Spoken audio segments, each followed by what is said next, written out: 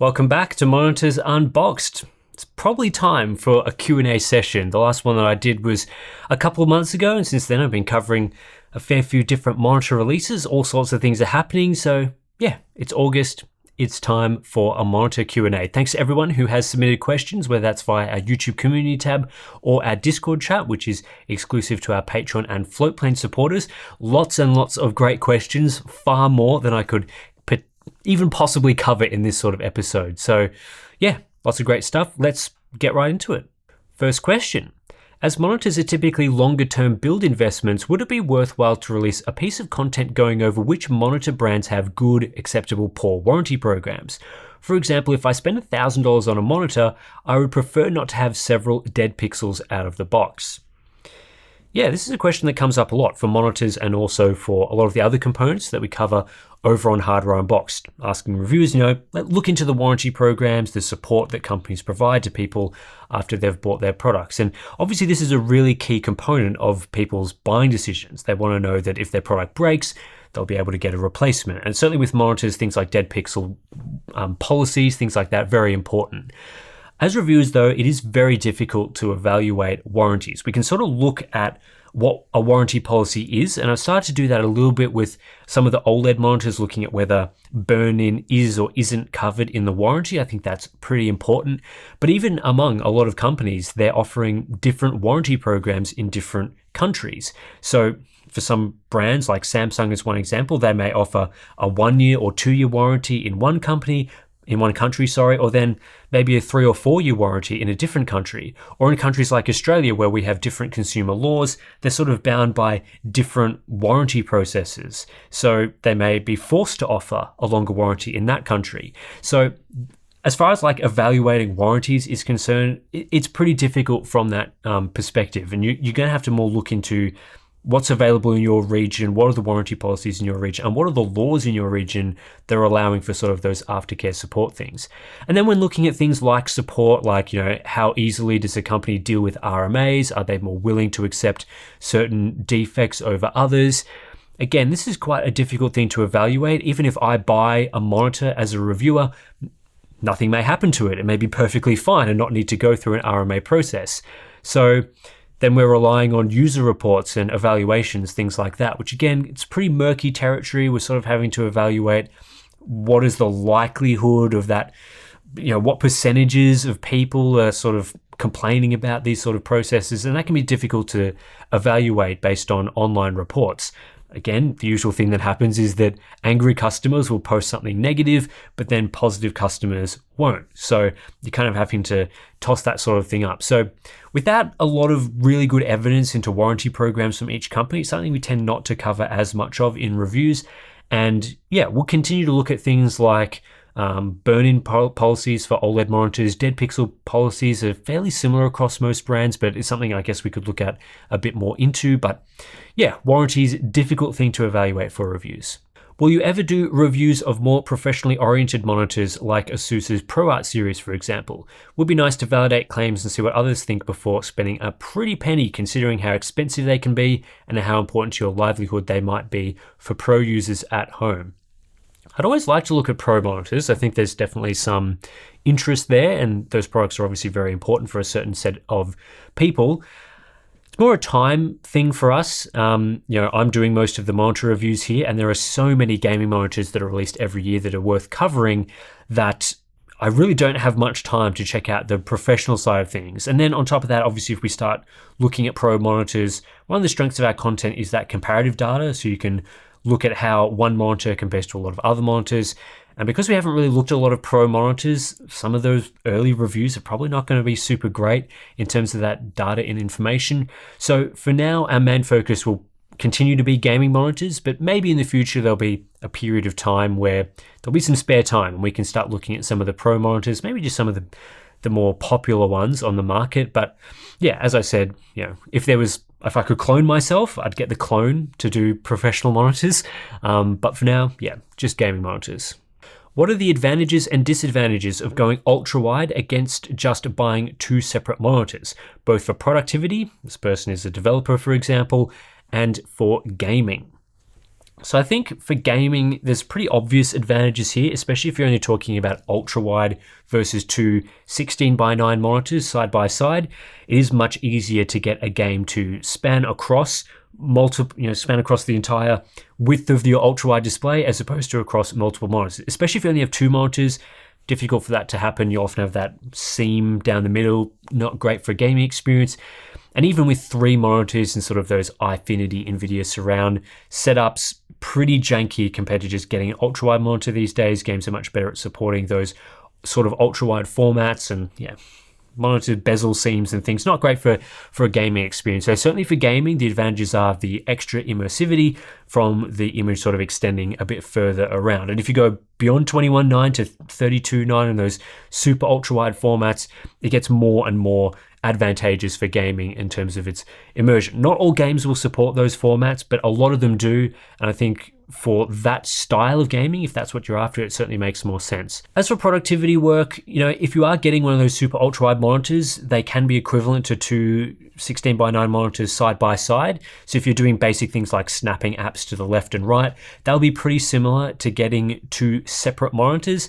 But operating systems like Windows, even with their snapping abilities, don't handle ultra-wide formats quite as well with window management compared to having separate monitors. You can get some utilities that will improve that sort of setup, but the easiest way is to have separate monitors. There are some things like, for example, if you wanted to have work on one screen, like you were doing your productivity apps, and you want to have a full screen video on the other screen, that's much easier with separate monitors. You just move your video window over to one screen, hit maximize, it fills up that whole screen. Whereas if you have an ultra-wide monitor, just one monitor, but it's really wide, you hit maximize, that video will go into the entirety of your ultra-wide screen with bars at the sides. Again, some software utilities may be able to do that a little better, but for productivity, having the separation of monitors is that little bit better. It just depends on sort of your use case and what you're after. If you're more productivity focused, then having multiple monitors may make more sense. But if you're doing that mixture of productivity and gaming, then there are certainly reasons to get an ultra-wide. Even 21:9 ultra-wides I find to be pretty effective for my sort of use cases. Things like Premiere tend to spread out nicely across an ultra-wide monitor. Side-by-side apps works pretty well, but you just have to look at your use case, the apps you're using, how much full screen work you're doing on one monitor versus another monitor, and things like that. So there's no right or wrong answer here, I don't think. Always curious about the state of HDR on monitors. Has it improved? Do we have any good options for a decent price, or is it the same 3 or 4 high-end only monitors for $1,000 plus? Certainly if you want the best experience on HDR monitors, you are looking at that sort of $1,000 plus range where the 27-inch 1440p 240Hz stuff is, as well as the 34-inch QD-OLED ultra-wides.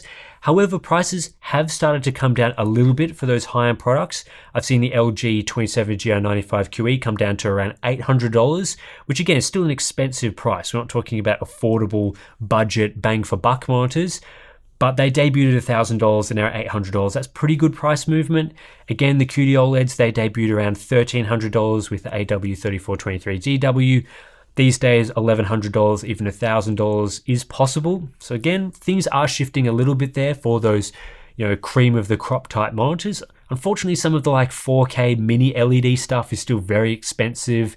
$1,500 for the 32-inch sort of flagship top of the line stuff. Hopefully that'll come down in price, but things are improving. However, I get the sense from this question that you're sort of more asking about the mid-range price points, like are we getting good HDR at $400, $500-ish dollars? There are some panels that are offering full array local dimming, for example, with an IPS LCD around the sort of $500, $600, $700 price points. I've tested a couple of them. I haven't been super impressed with the performance. There have been some downsides, things like flickering, like those Cooler Master monitors, for example, that we tested. I believe the AOC variants have the same sort of issues. There's been a few other variants as well, I believe. Again, because they use that same panel, have the same sort of issues. So as far as that mid-range price points are concerned, we're still looking at edge-lit local dimming, which isn't great. Not a lot of OLED options available around those price points just yet. But when we look at the overall trend of the monitor market, I think those things will start to come more into play over the next couple of years. Again, OLEDs, I expect those to continue shifting down in price, especially once we get a next generation on some of those panels. Like if there's a next gen 16:9 OLED monitor, then I would expect those existing products will shift down in price a bit. And a lot of panel development at the moment is focused around mini LED for LCDs. There's a lot of OLED development going on at the moment. So I would expect that over time we will get some of those $500, $600 true HDR products with less of the downsides that we've seen in that price category already. So yeah, hopefully 2024 is when maybe some of those more affordable products will start hitting the market. Not expecting any too much movement in sort of $200, $300 for HDR anytime soon. But yeah, I would expect that with trends, the HDR affordability will be getting quite a bit better over the next couple of years. Have you seen DIY Perk's video where he built a monitor with 2 panels for really high contrast? What are your thoughts on it? Yeah, I did see this video. Very interesting video.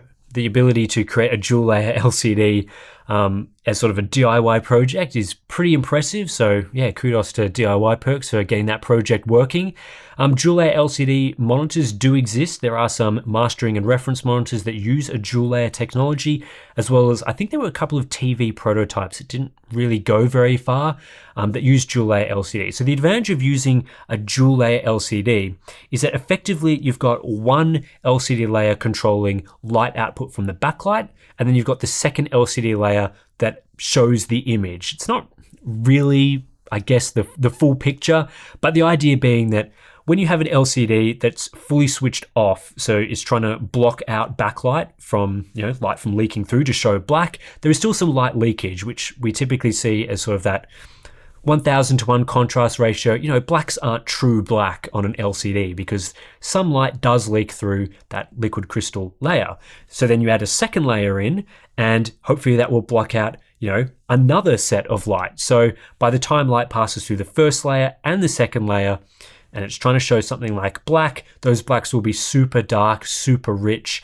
and effectively it should give a dual layer LCD per pixel local dimming. It's really a sort of clever way of approaching, the disadvantages of LCDs. They need a backlight, so difficult to dim properly, get that sort of OLED level per pixel dimming. You chuck 2 layers in, potentially solve some of those problems. And that's basically what DIY Perks did with their very clever designed panel. There are some limitations though with this sort of technology. The first one being that you need to crank the brightness of the LCD super high. Like the backlight needs to be very, very bright to get enough light output to pass through both LCD layers. There is always some light loss through the LCD layers themselves. So when you put a second one on, obviously that compounds the light loss. It ends up being that you need to run the backlight very bright, which uses quite a lot of power, heat output as well. So they're not a very efficient display technology, which is why I don't think they have ever really gone very far for consumer-oriented products, things like TVs as an example. Whereas for mastering and reference monitors, where you're all interested in picture quality, you don't really care about power consumption, they make a lot more sense.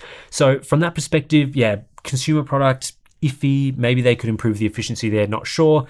And then on top of that, you sort of got syncing issues as well. You need to open and close the LCD layers at identical times, like exactly the same time, otherwise you will get longer response time issues. We've seen this a little bit with FALD monitors where they're trying to turn on the different lighting zones of the backlight and run the LCD layer at the same time. If those sorts of things are slightly out of sync, you will see some motion artifacts on the screen. You will get a bit longer ghosting, things like that. So again, when you've got dual layers trying to work them at the exact same time, there's 2 response time curves in play, one for the front and one for the rear layer. And if they're not synced, again, those response times can increase. So it would be very interesting to see the DIY Perks monitor in person to sort of evaluate how those sorts of things are handled. Again, it's a DIY project. I'm sure that aspect of motion performance was not high on the agenda. It was more trying to get the monitor working, and they did. Very impressive.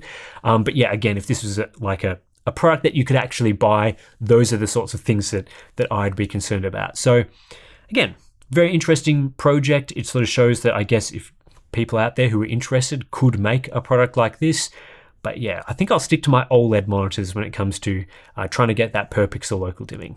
In your opinion, is now a good time to shop for a new monitor, or is it worth waiting for newer tech such as OLED to become more common and therefore cheaper? I'd like to upgrade from my 1080p 24-inch IPS to something in the 1440p 27-inch range, but prices are yet to drop to something I would consider affordable. I'm hoping new releases will make existing panels cheaper, even if I then have to buy something slightly behind the technology curve. Thoughts?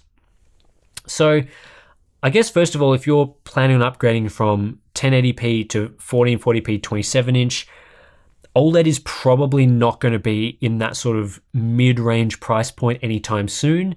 Certainly seems like most of the panel development is for high-end products. Some of the other panels coming out are things like 32-inch 4K OLED stuff. Again, that's still several years away, but it seems like a lot of the development is for those sort of flagship high-end products. So if you're planning on doing that 1080p to 1440p upgrade, I'm imagining especially if affordability is a concern, I'm imagining you're thinking of buying sort of that mid-range $300 and below price point. Especially if you've got a 1080p monitor, you probably bought that, especially if it was recently for a relatively low cost. So again, are we going to see 1440p 144 hertz, for example, down around $200? So it seems like there has been a bit of stagnation. The cheapest products have sort of settled around $250 US, with 1080p still in that $150 to $200 range. But there are new panels coming out that I think could be a little bit price aggressive on some of those monitors. There's a new section of 1440p 240 hertz IPS panels that I think will be around that $300 to $350 price range. I've already reviewed one of the Acer models. I've got an MSI model here to test as well that I believe is sub $350. So if we're getting 1440p 240 hertz around $300 to $350, then yeah, you'd expect there'd be some price pressure to push down the existing 1440p 144 hertz-ish stock closer and closer to $200. So I think it definitely will happen. It's just a matter of when. And there's been, as I said, a little bit of stagnation in that 1440p price category for the last maybe couple of years. We sort of had seen it jump down from $500 to around $300 relatively quickly, but then making that jump from $300 to $200 has been a lot slower. And I certainly would like to see monitors around $200, because that would really start to push 1080p into, further and further away from sort of new entry-level builds. So as far as like buying now or waiting, I guess it really depends on the category that you're looking at. If you did want a 1440p 240 hertz monitor, again, there's probably going to be some more affordable options in the mid-range, and around that $300 to $400 price range. I think there's quite a lot of great options at the moment that I'd be sort of buying now. But if I was really keen on sort of pushing the limits of $200, sort of thinking, what's available? Is there going to be things improved in the near future? It's a hard call to make because I'm trying to predict the future here. But certainly, you're probably not going to be getting... I don't think we'll be getting like a super amazing 1440p 144 hertz monitor at $200 anytime soon. Maybe in the next couple of years, but not like the next couple of months sort of time frame. So yeah, I think the monitor market generally is looking pretty good at the moment. A lot of the different categories that we like to sort of look at, entry-level, mid-range, high-end, all pretty awesome products in some of those price categories at the moment. So I don't think there's heaps of advantage waiting. There isn't that product that I'm sort of looking at 6 months in the future and going, that's going to really disrupt the monitor market. The products that we've got at the moment are pretty good. Monitor iteration is also fairly slow. So if I had to vote one way or the other, I'd say probably get something now. Why aren't there any more of the next-gen VA type of panel outside of Samsung's offering? Don't they sell their panel to other display makers? Why do we keep seeing the ancient VA type of technology being made when Samsung next-gen VA is superior to it in nearly every way? I certainly agree that the Samsung way of doing things is superior. Again, it's a difficult question to answer. I don't have all the answers for this one as to why monitor makers do certain things that they are doing. I think the actual VA panel technology isn't super different from the older stuff to the newer stuff that Samsung has been using. There have been some backlight differences, some mini LED zones and things, but that's separate to the actual VA LCD. The actual panel itself, I do think, again, not 100% sure, is reasonably similar to what was used previously. The main advantage that Samsung has is the way they appear to be utilizing overdrive. Overdrive is very important for VA LCDs to get the speed up to an acceptable level. And it seems like the classic issue that we see from those older, slower models is that they're applying the overdrive to the entirety of the panel as a whole. So they're sort of going, okay, we've got this monitor, very slow dark transitions, but the brighter transitions are reasonable. So there's kind of two ways of going about it. You can keep the monitor, middling to slow overall, which is going to keep those dark transitions very slow. But for those brighter transitions, it's not going to introduce inverse ghosting. So for a lot of the time when you're not seeing those sort of dark transitions, you're not going to introduce artifacts by going with that sort of alternate overdrive approach. The alternate overdrive approach being, okay, let's try and solve the dark smearing by bumping up the overdrive massively to make the dark transitions much faster, but that makes those brighter transitions much faster as well, which is then going to introduce overshoot and artifacts. And that tends to be sort of that issue with the massive discrepancy in VA panel performance between your dark transitions and your brighter transitions. What Samsung seems to have done, at least with their processing, and again, I'm not 100% sure on this, I don't know how those monitors are made, is that they've gone with, well, we can just apply different levels of overdrive for the darker transitions and different levels of overdrive for the brighter transitions, which kind of solves two separate things. They can increase the speed for those dark transitions by cranking up the overdrive when it notices a dark transition, but then for the brighter transitions, they can keep that speed nice and balanced and managed. And that's where we see those, some of those VA panels from Samsung having much better performance. But at least to me, again, just want to stress, not 100% sure, at least to me it looks like this is a processing side of things. Samsung tends to use a different processor for their monitor hardware, something that's a bit more powerful, it's got a few more features. Again, it allows some of that mini LED stuff to be occurring as well for the Neo G7, Neo G8 line. And so with the combination of that more powerful processor and the way they want to tune their hardware, they're able to get much better VA panel performance. I think with some of the other brands, they just simply aren't willing to invest the time and effort to make, that VA panel run like a Samsung monitor, to improve the processing hardware, design their own processor that maybe can do that dual sort of zone, overdrive sort of setup, which again, I'd like to see other panel vendors, other monitor manufacturers opting for that sort of VA tuning. I think there could be some really compelling high-end products made if the tuning was done in a similar way to how Samsung is doing it. But it seems like a lot of those vendors are more just taking the off-the-shelf approach, where they take the panel, they grab a backlight, they grab a fairly basic processor, they tune it in very standard ways, and you end up with those VA monitors which are not very impressive. So again, even to be fair, even Samsung has sort of faltered a little bit with some of their VA monitors. I just reviewed the 43-inch model, the Neo G7 43-inch version from Samsung, which uses a VA panel, and that panel does not have very good tuning either in terms of overdrive and overshoot and dark level smearing, those sorts of things. So would really like to see improved tuning for VA monitors. Maybe it'll happen at some point in the future. I imagine for Samsung's own products made by the Samsung Electronics division, they'll keep that tuning, that processing, the processing hardware to themselves as sort of a proprietary advantage for them. So it's really up to all the other vendors to work hard, improve the processing, improve the overdrive tuning for VA products. I think it's possible, but we just need to see some people do it. I've been going back and forth between 1440p 240Hz OLED and a 4K mini LED monitor. What's a better long-term investment? This is a very difficult question, because my normal instinct to this would be something like, it depends, or even in this case, there's no right or wrong answer in terms of it being a better long-term investment. But if I was going to break it down, I think I'd say that the 1440p OLED monitor, 240Hz OLED, is probably going to have better experience for you now and a lesser experience later, especially if you start to see things like burn-in and degradation of the panel over time. So I think if you're going to be biased more towards today versus the future, especially because it's a 1440p resolution, again, we got the sub-pixel issue, so text clarity isn't great on that monitor. As we move further and further into the future, I imagine 4K will become more and more relevant. So I think the main advantages that you'll be getting going the OLED option will be you want the best experience right now. You want something that's very easy for your GPU to run. 1440p is less taxing than 4K. You want a great HDR experience now. You want all the benefits of OLED. You're not super concerned about burn-in in the short term, then the OLED is going to be better for now. Although I still expect them to age reasonably well, especially if you manage burn-in, you're not using it for a lot of static apps. If you do that, I still expect the OLED to last a fairly long time.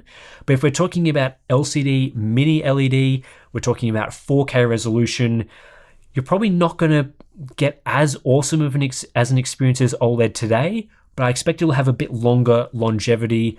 4K resolution is probably going to age better than 1440p. Again, that's just a guess. 1440p is still very good today, especially if you're going with a sort of a larger 4K display. It's probably going to age a little bit better.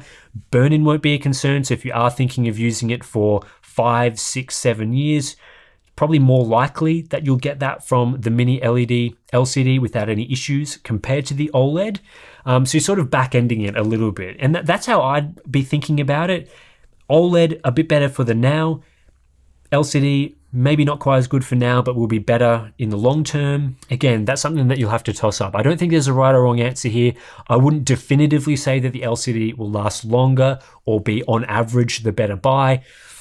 I think it's very hard to toss up, but certainly what I've seen from those top-end mini LED LCDs, from a top-end OLED, they're a great experience. And again, whether you do more gaming, maybe you'll swing more to the OLED, more productivity, maybe you'll swing more to the LCD. I think that's probably more where I'd be making the decision on the use case for me, the sort of things that I'm interested in doing, less so on the lifespan, especially for a high-end product. But yeah, those are just my thoughts on that. I think it's a very, very hard decision, very hard question to answer properly. Would you ever consider doing TV reviews similar to your monitor coverage, and not just TVs that you could use as a monitor? I mean, like as a TV that you'd have in your living room. We get this question a lot. And I think I say this about maybe some of the questions, but genuinely, I get asked to do TV reviews a lot. And at the moment, I don't have any plans on covering TVs. It's very similar to the professional monitor question we got earlier. I simply don't have the time to cover TVs.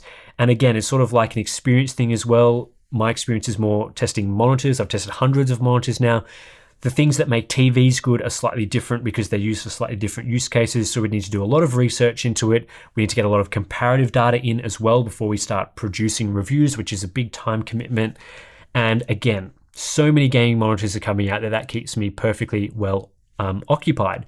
So yeah, TVs not really on the agenda for us. I don't think we'll really ever cover TVs. I don't see it being something that we cover. And there are lots of other reviewers out there that do a great job of covering TVs. HD TV Test on YouTube is a great channel. We've also got Ratings, who again, they do monitor reviews as well, but some of their TV reviews are excellent. So again, there are people out there who are covering TVs in depth, and I think there are great reviews already available. So yeah, with monitors being perhaps more of a niche area, I'll stick to covering them just for now. What limits the color accuracy of a monitor even after calibration? Yeah, this is a good question. There is, after calibration, you can typically get most monitors to a very similar level, especially if you're using a software calibration and there are decent hardware controls, but there are always limits to that. One of the primary limits that we see is simply color space coverage. So if you were, say, calibrating to DCI P3 because you wanted to do a bit of wide gamut creative work with video, then you'd need 100% DCI P3 monitor to get the best accuracy after calibration. If you've only got 90% or 95%, the very top edges of that gamut will not be accessible. So the accuracy for showing those very edges of the gamut, is simply not going to be possible. Now you can argue how relevant the very outer parts of the gamut are. A lot of the time, you're probably going to be more in the center of the gamut than the outer edges, but nevertheless, gamut coverage does affect the overall accuracy of a monitor after calibration. You still want the highest gamut coverage before calibration. It's not something that a calibration can fix. I've also seen a bit over the years of OLED being a bit more difficult to calibrate than an LCD. LCDs are much more stable, consistent products than OLEDs.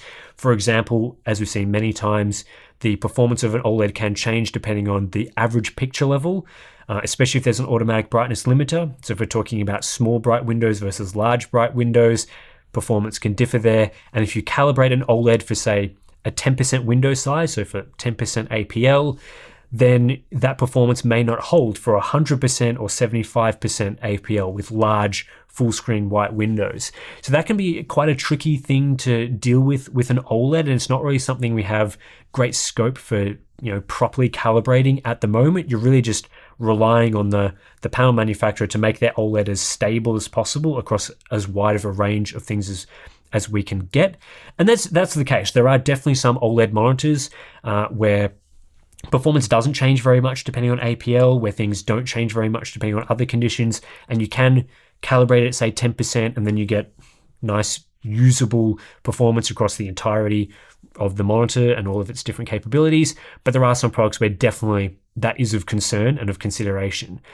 So yeah, that's sort of the two main things that I can think of right now where calibration can be affected by other panel hardware capabilities. And again, for some products that are really poorly calibrated from the factory, that don't have a lot of great hardware controls or OSD controls to tune things up, then there are some limitations to how much a calibration can actually do. You can run into issues where contrast is degraded, or you get color banding, or there are there's a bunch of other issues, which is why you tend to want to have the monitor as well calibrated in the hardware before you go the software route. You don't want the software to have to be compensating for too much. So yeah, those are the sort of things that I'd be sort of thinking about accuracy after calibration. There are some differences, but certainly calibration can reduce a lot of the differences that we see out of the box from different monitors. Still highly recommend doing it for most people. And yeah, that's pretty much it. Final question, do you prefer monitor stands with a single small rectangular-ish base like most BenQ esports monitors, or a thin two-pronged stand like LG or Gigabyte tend to use? Yeah, don't really have much of a preference here. I can sort of make a case for either one. The three-pronged stand, I think, has some advantages if those prongs are raised up. If we're sort of just looking at a monitor that's relatively flat and then the prongs just extend outwards, then that can occupy a lot of desk space. And there are certainly, the Gigabyte monitors tend to have the flat, sort of large extending prong design, whereas there are some monitors that they only have small contact points on your desk, and then they sort of extend upwards to the pillar, which then it leaves a little bit of space underneath the legs where you can potentially put a few things. So I think that definitely not a huge fan of those sort of big bases that use up a lot of desk space. I prefer the sort of more elevated three-pronged leg design. I think the BenQ design is also a really clever way of going about it, where they've just got a very small but very sturdy base. The risk, obviously, when you go for a smaller base is that it becomes less sturdy because there's less, it's maybe not as much weight in the base to keep the monitor stable, especially for a larger screen. That can be a bit of an issue, which is why we tend to see more of those prong designs. But certainly for smaller monitors, the small base makes sense, especially if you can tilt the monitor, because as they've sort of shown some of their marketing images, you can put your keyboard at different orientations, doesn't really occupy a lot of space. But again, it really comes down to the exact design that they're using, how effectively the space is being utilized, how many things you can put under the sort of legs and around the legs as to how effective it is. But I'm not sitting here saying this is a really important aspect to monitors. I don't think it makes that much difference. I would certainly prioritize this well down in terms of the sort of hierarchy of what's important to a monitor. But yeah, desk space should be a concern and a consideration for monitor designers. Make sure you're leaving a reasonable amount of space around the base so that people can still slot in things like speakers or other hardware. All right, and that does it for the Monitors Unboxed Q&A session for August. Thanks to everyone that submitted questions to us via the YouTube community tab. There were hundreds of questions in there, lots of really good ones that maybe we'll have to save for a future Q&A series. And of course, to our Discord members as well, who are either supporting us via Patreon or Floatplane. You get sort of that exclusive Q&A section in there, and yeah, really appreciate a lot of the monitor questions that you guys ask in there. If you do want to become a Hardware Unboxed supporter, which is also a Monitors Unboxed supporter, then links are in the description below for our Patreon and Floatplane accounts. Not only will you gain access to the Discord community, but also things like our monthly live streams. We've got BTS videos and yeah, some of the ICC profile stuff, some of the OSD settings and things. We provide a database for our members, which has got all that information in there. So yeah, that pretty much does it for this one. Thanks for watching. I'll catch you in the next one.